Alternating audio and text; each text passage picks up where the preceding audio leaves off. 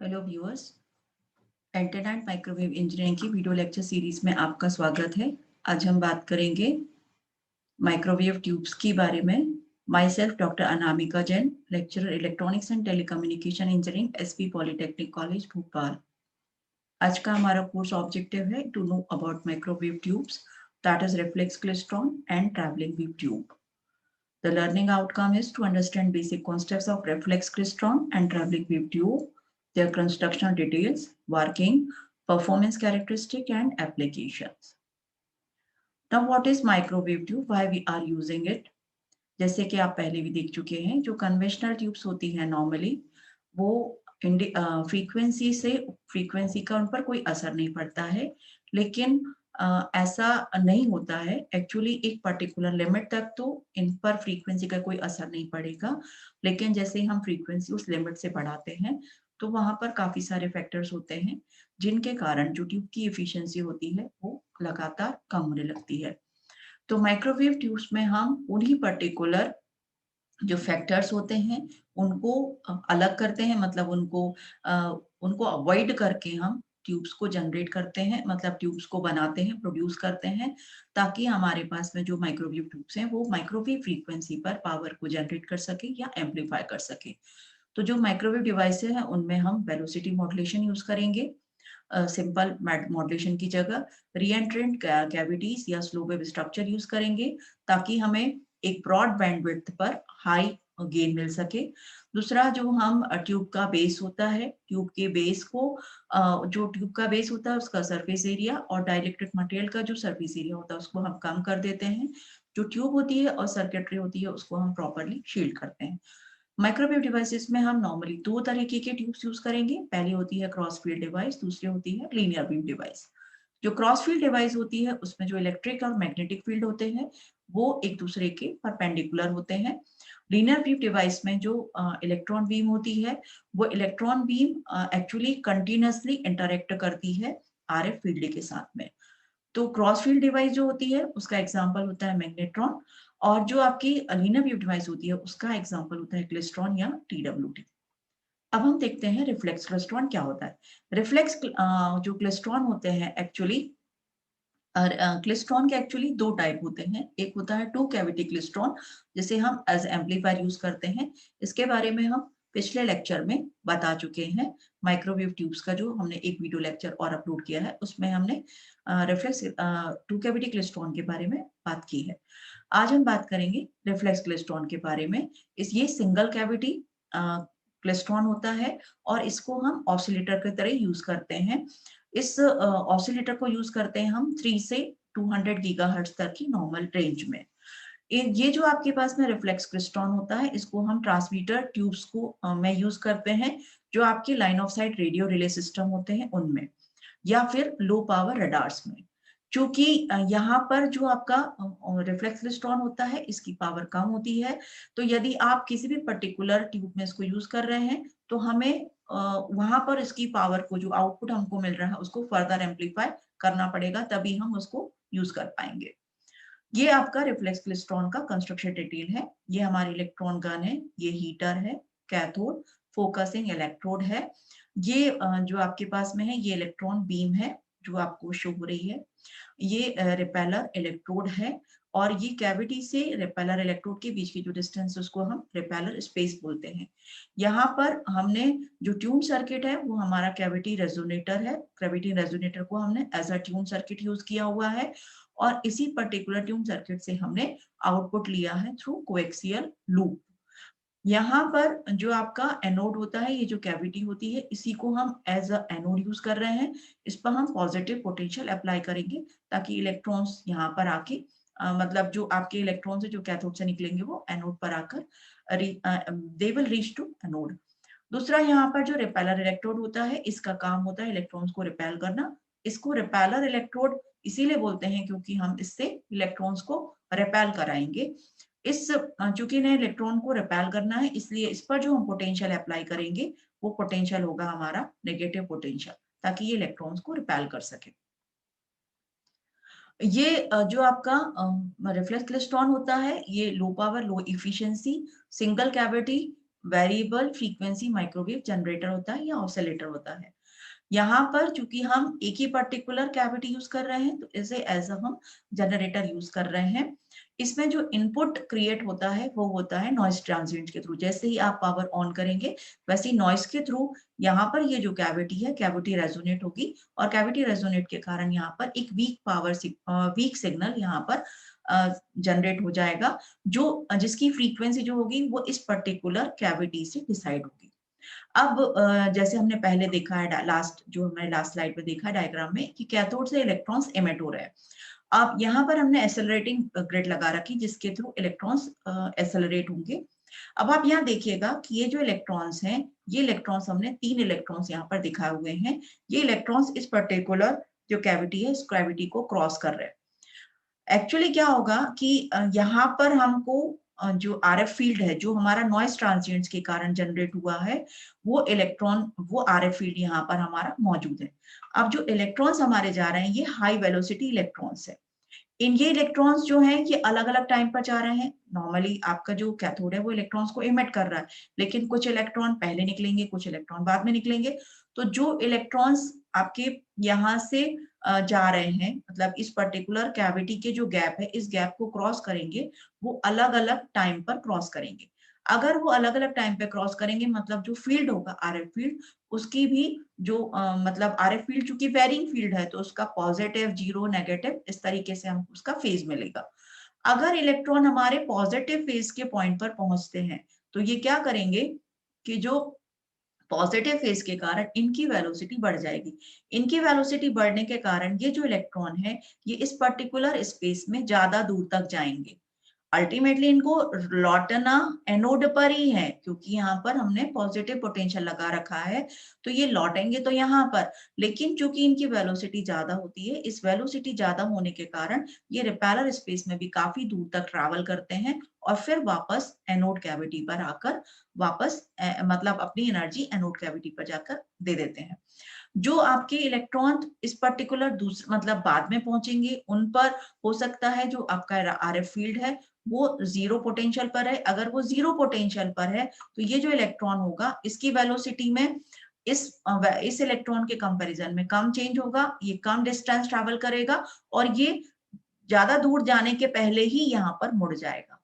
ठीक है, तीसरा इलेक्ट्रॉन जो आपका आ रहा है वो तीसरा इलेक्ट्रॉन मान लीजिए नेगेटिव पोटेंशियल के टाइम पर पहुंचा। अगर ये नेगेटिव पोटेंशियल के टाइम पर पहुंचा है तो ये जो इलेक्ट्रॉन है इसकी वेलोसिटी इन दोनों इलेक्ट्रॉन के कंपैरिजन में कम होगी। इसकी वेलोसिटी कम होगी तो ये क्या होगा, ये रिपेलर स्पेस में उतनी दूर तक नहीं जाएगा जितनी दूर तक ये दोनों इलेक्ट्रॉन जा रहे हैं और ये वापस यहाँ पर मुड़ जाएगा। इसको आप इस तरीके समझ सकते हैं जैसे कि आपने एथलेटिक्स में देखा है, मैराथन जब होती है तब उस टाइम पर जो खिलाड़ी होते हैं जिसकी स्पीड जितनी ज्यादा होती है वो ट्रैक पर उतनी ही दूर तक मतलब जो आपके पास में एंड पॉइंट होता है, जो स्टॉप पॉइंट होता है, स्टॉप पॉइंट पर एकदम से खिलाड़ी नहीं रुकता है। जो एथलेटिक होता है वो एथलीट काफी दूर तक आगे जाता है, जितनी उसकी वेलोसिटी होती है मतलब जितनी उसकी स्पीड होगी उसके अकॉर्डिंग वो ट्रैक पर आगे तक बढ़ता चला जाएगा। वैसे ही यहाँ पर भी होता है कि इलेक्ट्रॉन की जो पहला वाला इलेक्ट्रॉन है इसकी वेलोसिटी सबसे ज्यादा है तो ये रिपेलर स्पेस में सबसे ज्यादा दूर तक जाएगा। इस इलेक्ट्रॉन की वेलोसिटी कम है तो ये रिपेलर स्पेस में कम दूर तक जाएगा और वापस लौटेगा। तीसरा जो इलेक्ट्रॉन है उसकी वेलोसिटी और कम है तो वो यहाँ पर जो रिपेलर स्पेस है उसमें काफी कम दूर तक जाने के बाद ही वापस लौट आएगा। अब एक्चुअली यहाँ आप देखिएगा कि पहला इलेक्ट्रॉन सबसे पहले गया, इसकी वेलोसिटी भी ज्यादा थी और ये लौट रहा है। दूसरा इलेक्ट्रॉन कम दूर तक गया, इसकी वेलोसिटी पहले वाले इलेक्ट्रॉन से कम थी, ये थोड़ी कम दूर पर वापस आ गया है। तीसरा इलेक्ट्रॉन और बाद में गया है और कम वेलोसिटी से गया है और कम दूर तक गया है। इसका मतलब क्या होगा, जब ये रिटर्न होकर वापस आएंगे तो इनकी इस वेलोसिटी मॉड्यूलेशन के कारण, ये जो वेलोसिटी में जो चेंज हुआ है उसके कारण ये तीनों बंच बना लेंगे। और ये जो बंच होती है ये बंच यदि नेगेटिव पोटेंशियल के टाइम पर पहुंचेगी तो ये जो करंट होगी मतलब ये जो आपके पास में कैविटी होगी इस कैविटी को अपनी एनर्जी देंगे और यहाँ पर जो आपके ऑसिलेशंस पहले से इसमें थे वो ऑसिलेशन और ज्यादा एम्पलीफाई हो जाएंगे। मतलब यहाँ पर हमें स्ट्रॉन्ग ऑसिलेशन मिलेंगे जो कंटिन्यूसली सस्टेन होंगे। अब यहाँ पर जो इलेक्ट्रॉन्स आपको दिख रहे हैं ये इलेक्ट्रॉन्स ये इस तरीके से आप समझ सकते हो, ये आपका एप्लीकेट डायग्राम है। ये इलेक्ट्रॉन्स है जो अर्ली इलेक्ट्रॉन्स है, रेफरेंस इलेक्ट्रॉन है, और ये लेट इलेक्ट्रॉन है। ये अलग अलग टाइम पर यहाँ पर जा रहे हैं, तो ये अलग अलग डिस्टेंस ट्रेवल कर रहे हैं रिपेलर स्पेस में, और ये वापस लौट कर आ रहे हैं। और ये जब वापस लौट कर आ रहे हैं तो यहाँ पर इनकी जो बंचिंग है वो कंप्लीट हो रही है। नॉर्मली जो आपके पास में इलेक्ट्रॉन होता है वो इलेक्ट्रॉन आपका नेगेटिव से पॉजिटिव पोटेंशियल, ये जो आपके पास में माइनस से लेकर पॉजिटिव वाला पॉइंट होता है, इन दोनों के बीच में इलेक्ट्रॉन्स की नॉर्मली बंचिंग होती है, और इन दोनों के बीच में ही इलेक्ट्रॉन्स हमारा यहाँ पर जाके बंच बनाएगा, और बंच कंप्लीट होने के बाद में यहाँ पर अपनी एनर्जी दे देगा। नॉर्मली यहाँ पर आप देखिएगा कि यहाँ पर एक साइकिल कंप्लीट हो रहा है पॉजिटिव से +1, और यहाँ पर ये 3/4 साइकिल, इसलिए इसको हम फर्स्ट मोड बोलेंगे। यदि हम ये आपके पास में 2 साइकिल कंप्लीट करता है तो यहाँ पर 2/3/4 मोड होगा। ये जो बंचिंग है, मतलब इलेक्ट्रॉन्स यहाँ से इमिट हुए, उसके बाद में जब इन्होंने बंच कंप्लीट करके अपनी एनर्जी वापस कैविटी को दी है, उस पर्टिकुलर टाइम को हम ट्रांजिट टाइम बोलते हैं। मतलब इलेक्ट्रॉन्स का कैविटी को क्रॉस करके जाना और फिर कैविटी पर वापस आकर अपनी एनर्जी बंच फॉर्म में कैविटी को देने के बीच का जो टाइम डिफरेंस होता है उसको हम ट्रांजिट टाइम बोलते हैं। और ये जो ट्रांजिट टाइम होता है, एक्चुअली इस ट्रांजिट टाइम से ही रिफ्लेक्स क्लेस्ट्रॉन जो होता है उसके मोड डिसाइड होते हैं, मोड 1, मोड 2, मोड 3, इस तरीके से। तो ये जो आपके पास में ऑप्टिमम ट्रांजिट टाइम जो होता है वो रिपेलर और एनोड वोल्टेज के ऊपर डिपेंड करेगा। इसकी वैल्यू होती है n+3/4, जहां पर n एक इंटीजर है, इस n की वैल्यू 1, 2, 3, 4 हो सकती है, और जितनी वैल्यू होगी 1 होगी तो मोड 1, 2 होगी तो मोड 2, 3 होगी तो मोड 3। मोड के हिसाब से आउटपुट पावर और जो ट्यूनिंग फ्रीक्वेंसी होती है वो चेंज हो जाती है। अब ये हमारे पास में जो रिफ्लेक्स क्लेस्ट्रॉन है, इस रिफ्लेक्स क्लेस्ट्रॉन में जो फ्रीक्वेंसी होती है उस फ्रीक्वेंसी को हम 2 तरीके से चेंज कर सकते हैं। मतलब जो हमें आउटपुट मिल रहा है वो किस पर्टिकुलर फ्रीक्वेंसी पे मिलेगा, वो हमारा ट्यूनिंग के ऊपर डिपेंड करेगा। तो हमारे पास में 2 तरीके की ट्यूनिंग होती है, एक होती है मैकेनिकल ट्यूनिंग और दूसरी होती है इलेक्ट्रॉनिक ट्यूनिंग। मैकेनिकल ट्यूनिंग में हम क्या करते हैं, एक स्क्रू लगा होता है, जो आपका रिफ्लेक्स क्लेस्ट्रॉन होता है, उस स्क्रू को एडजस्ट करके जो आपकी कैविटी होती है, कैविटी की हम डायमेंशन को चेंज कर देते हैं, वेरी कर देते हैं, जिसके कारण जो रिफ्लेक्स क्लेस्ट्रॉन होता है उसकी जो आउटपुट फ्रीक्वेंसी होती है वो चेंज हो जाती है। दूसरी होती है इलेक्ट्रॉनिक ट्यूनिंग। इलेक्ट्रॉनिक ट्यूनिंग में हम क्या करते हैं कि रिपेलर वोल्टेज को चेंज करके, मतलब इलेक्ट्रॉन्स पे कितना रिपेलर वोल्टेज चलेगा उसके अकॉर्डिंग हम उसकी फ्रीक्वेंसी को चेंज करते हैं, उसको हम इलेक्ट्रॉनिक ट्यूनिंग बोलेंगे। अब ये आपके पास में जो रिफ्लेक्स क्लेस्ट्रॉन ट्यूब होती है, इसको हम वोल्टेज कंट्रोल ऑसिलेटर बोलते हैं, क्योंकि हम यहाँ पर क्या कर रहे हैं, इलेक्ट्रॉनिक ट्यूनिंग कर रहे हैं। तो इलेक्ट्रॉनिक ट्यूनिंग में हम क्या करेंगे कि जो रिपेलर वोल्टेज होता है, यहाँ आपने देखिएगा ये जो वोल्टेज लगाया हुआ है हमने, ये वेरिएबल वोल्टेज लगाया हुआ है। इस वेरिएबल वोल्टेज के कारण हम क्या करेंगे, जो आउटपुट फ्रीक्वेंसी हमको मिलेगी वो हमारी चेंज हो जाएगी। तो चूंकि फ्रीक्वेंसी को हम वोल्टेज से कंट्रोल कर रहे हैं, इसलिए इसको हम वोल्टेज कंट्रोल ऑसिलेटर बोलेंगे। This is the diagram for voltage control oscillator. इस वोल्टेज कंट्रोल ऑसिलेटर को हम नॉर्मली लोकल ऑसिलेटर की तरह यूज करते हैं रडार इक्विपमेंट में और माइक्रोवेव रिसीवर्स में। ये आपका इंटरनल डायग्राम है, ये कट अवे है जो आपका रिफ्लेक्स क्लेस्ट्रॉन है उसका।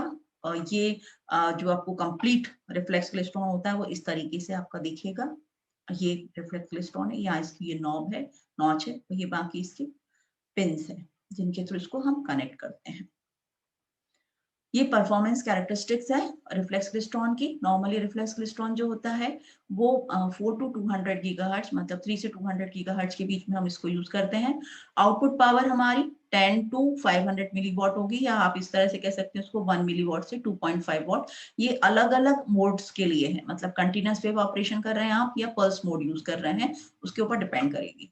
जो आउटपुट पावर होती है, अगर एक्सपेंड पर आप यूज कर रहे हैं तो 3 वॉट मिलेगी, और यदि आप 220 गीगाहर्ट्ज की फ्रीक्वेंसी रेंज, मतलब आपने हाई फ्रीक्वेंसी रेंज यूज की है, तो ये जो पावर होती है वो 10 मिलीवॉट हो जाती है। बैंडविड्थ जो होगी वो आपकी, अगर 5 गीगाहर्ट्ज की फ्रीक्वेंसी रेंज पे आप यूज कर रहे हो तो आपको 2 वॉट की पावर मिलेगी, लेकिन आपकी जो बैंडविड्थ होगी वो 5 गीगाहर्ट्ज होगी।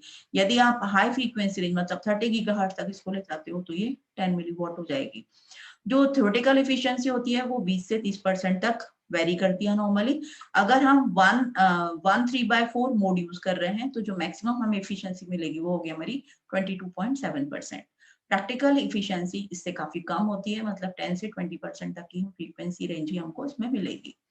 जो रिफ्लेक्स क्लेस्ट्रॉन होते हैं, इनकी ये मेजर एप्लीकेशंस हैं कुछ। नॉर्मली जो आपकी माइक्रोवेव टेस्ट बेंच होती है, जो हम लैब में यूज करते हैं, माइक्रोवेव लैब में, तो वहां पर माइक्रोवेव मेजरमेंट में हम इसको यूज करते हैं। तो वो रिफ्लेक्स क्लेस्ट्रॉन ही होता है जो हम सोर्स की तरह यूज करते हैं। दूसरा, रडार रिसीवर में इसको यूज करते हैं हम। माइक्रोवेव रिसीवर्स में लोकल ऑसिलेटर की तरह इसको यूज करेंगे हम। जो आपका वेरिएबल फ्रीक्वेंसी माइक्रोवेव जनरेटर होता है, उसमें हम सिग्नल सोर्स की तरह इसको यूज करेंगे। जो पोर्टेबल माइक्रोवेव लिंक्स होती है, उनमें हम इसको यूज करेंगे। या जो पैरामीट्रिक एम्पलीफायर होता है, उसमें पंप ऑसिलेटर की तरह हम रिफ्लेक्स क्लेस्ट्रॉन को यूज करेंगे।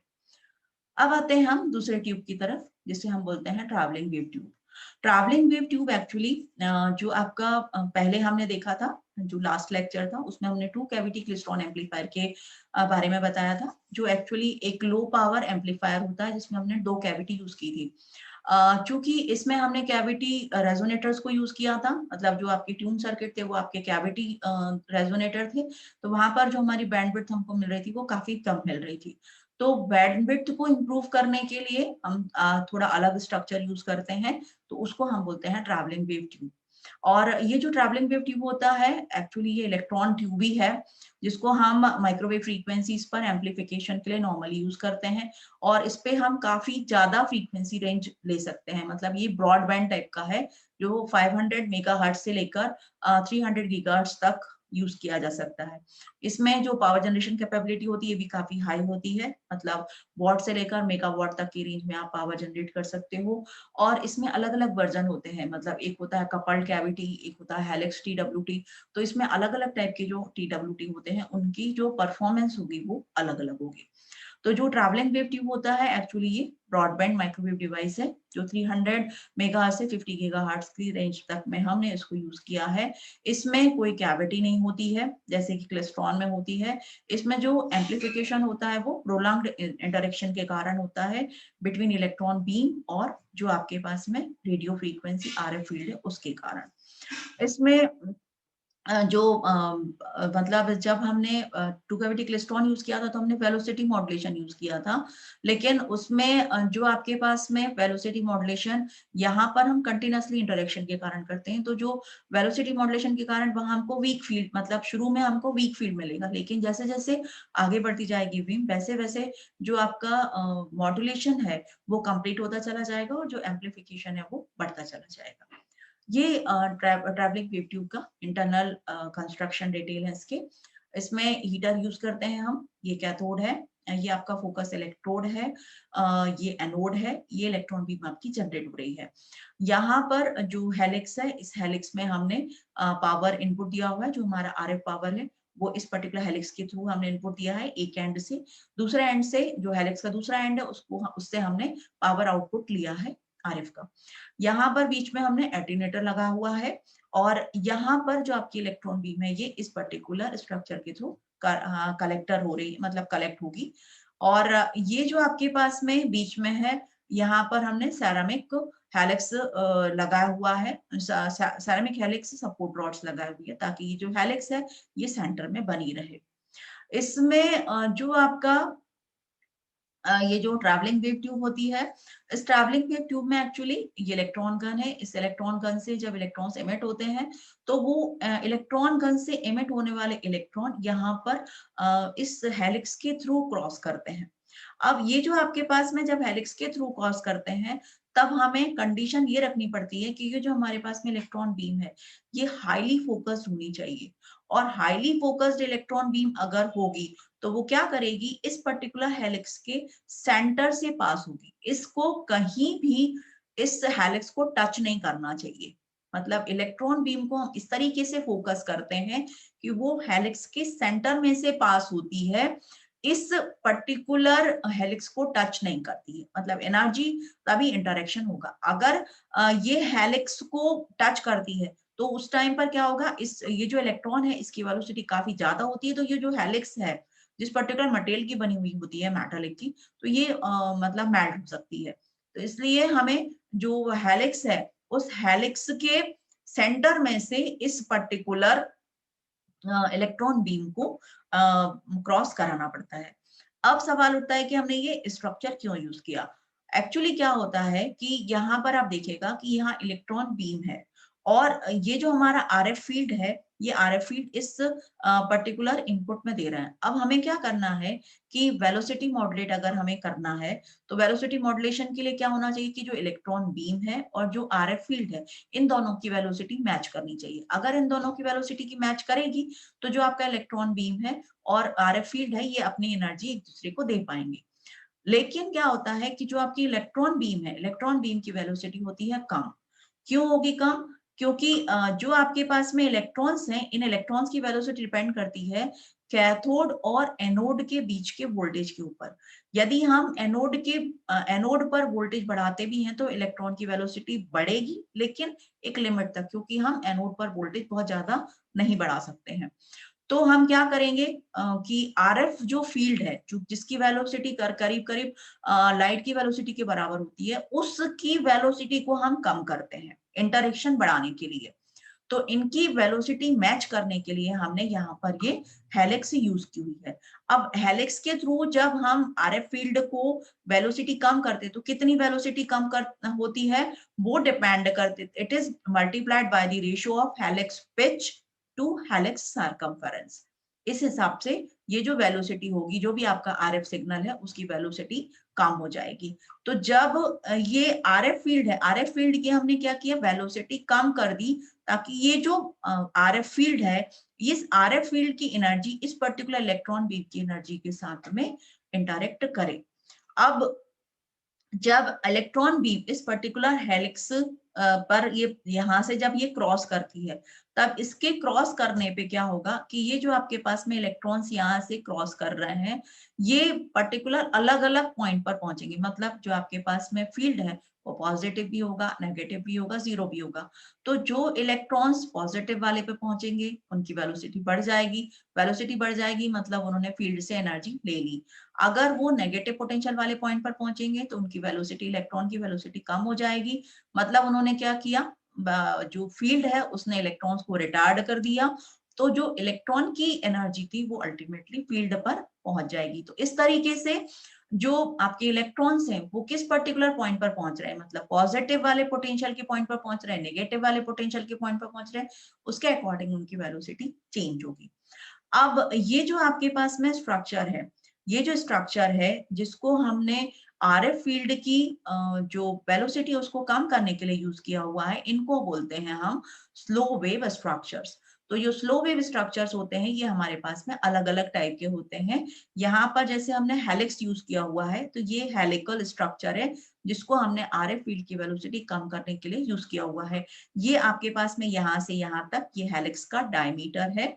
इसके अकॉर्डिंग हेलिक्स का सरकमफेरेंस डिसाइड होगा। और ये हेलिक्स की यहाँ से लेकर यहाँ तक की जो डिस्टेंस, उसको हम हेलिक्स की पिच बोलेंगे। तो ये पिच है और ये डायमीटर है। तो पिच और जो सरकमफेरेंस है उसका जो रेशियो होता है, उससे उसके मतलब जो रेशियो होता है उसके अकॉर्डिंग जो आपका आरएफ फील्ड, उसकी वेलोसिटी कम हो जाएगी। तो ये slow wave structure helical line है।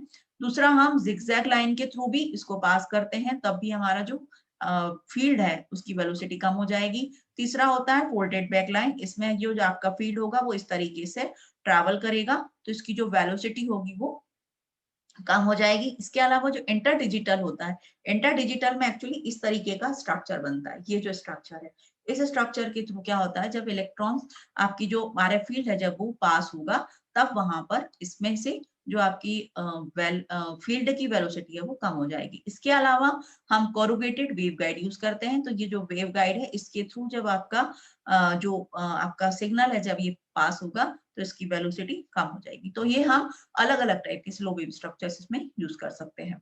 अब ये जो आपके पास में इलेक्ट्रॉन्स है, ये इलेक्ट्रॉन्स हमने आपको जैसे बताया कि जो इलेक्ट्रॉन बीम है, ये इलेक्ट्रॉन बीम ऐसे आपकी क्रॉस जा रही है और ये आपके पास में आपका ये फील्ड है जो आरएफ फील्ड पर आपको मिल रहा है।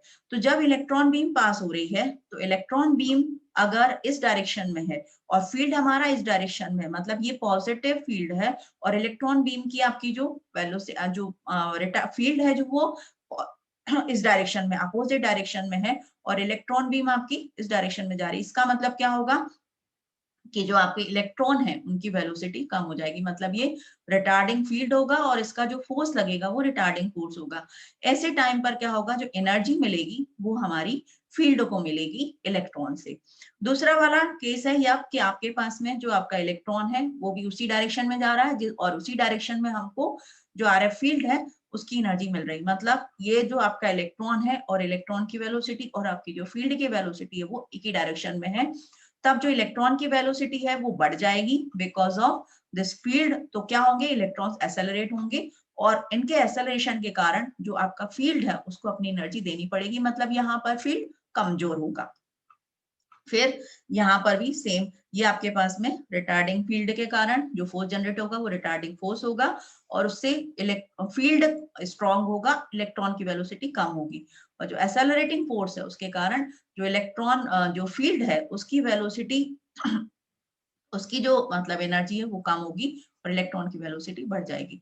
अब यहाँ आप देखिएगा कि आप चूंकि जो इलेक्ट्रॉन्स है वो इस पर्टिकुलर हेलिक्स के थ्रू क्रॉस कर रहे हैं, यहाँ पर हमने इस जो बीम है हमारी उसको फोकस रखने के लिए यहाँ पर हमने ये फोकसिंग मैग्नेट लगाए हुए हैं। तो ये कंटिन्यूअसली मैग्नेट आपके कंटिन्यूअस मतलब इस ट्यूब के चारों तरफ कंटिन्यूअस स्ट्रक्चर में रहते हैं, पीपीएम टाइप के होते हैं, जिनको हम जो आपके पास में ये स्ट्रक्चर जो होता है ये पीपीएम है, इसमें क्या होता है कि कुछ इलेक्ट्रॉन्स के जो पार्ट होते हैं इनको इस तरह से हम डिस्ट्रीब्यूट करके डिस्ट्रीब्यूटेड स्ट्रक्चर टाइप का है जिसमें चारों तरफ से इलेक्ट्रॉन्स हैं, ये मैग्नेट्स लगे हुए हैं, जिसके कारण क्या होता है जो बीम होती है ये डीफोकस नहीं हो पाती, ये फोकस होकर ही आगे बढ़ेगी।